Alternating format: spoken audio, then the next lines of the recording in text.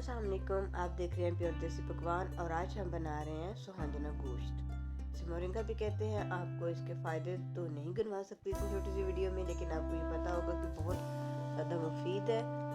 जिन लोगों को जोड़ों में दर्द होती है, बदन दुखता है, उनके लिए बहुत बहुत बहुत मुफीद है ये।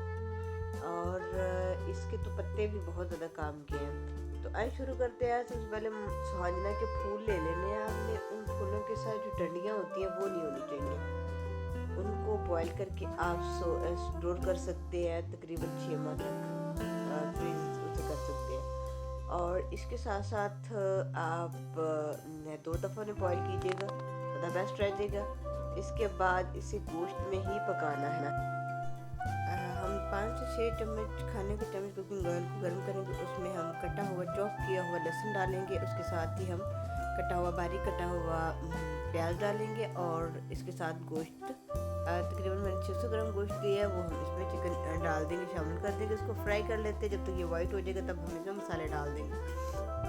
गोश्त को बिल्कुल वैसे ही पका लेना जैसे हम डेली लाइफ में पकाते हैं। इसमें मैंने आलू भी 3 मीडियम साइज़ के छोटे छोटे काट के डाल दिए। और जैसे ही ये आलू बिल्कुल तैयार हो जाएंगे इसमें, और हम इसी के अंदर फ्रीज़ किया हुआ मोरिंगा यानी कि सुहांजना के जो फूल हैं वो हम इसमें डाल देंगे, जो बॉईल करके हमने रखे थे। 2 दफ़ा हमने बॉईल किए थे। आप उन्हें बॉईल करके स्टोर कर सकते हैं, 6 माह तक आप उन्हें यूज़ कर सकते हैं। वो बहुत अच्छा है। थोड़ा सा पानी डालेंगे आलू ताकि गल जाए, बिल्कुल ठीक हो जाए।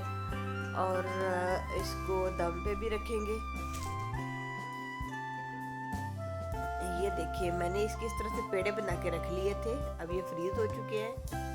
तो अब इनको सालन के साथ कवर कर देते हैं ताकि ये इनके अंदर जो बर्फ़ है वो मेल्ट हो जाए, और इसे कवर कर देंगे, ऊपर से प्लेट दे देंगे जी।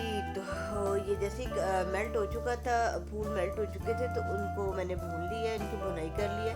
वीडियो अच्छी लगी तो लाइक और शेयर ज़रूर कीजिएगा। दुआ में याद रखिए। अल्लाह।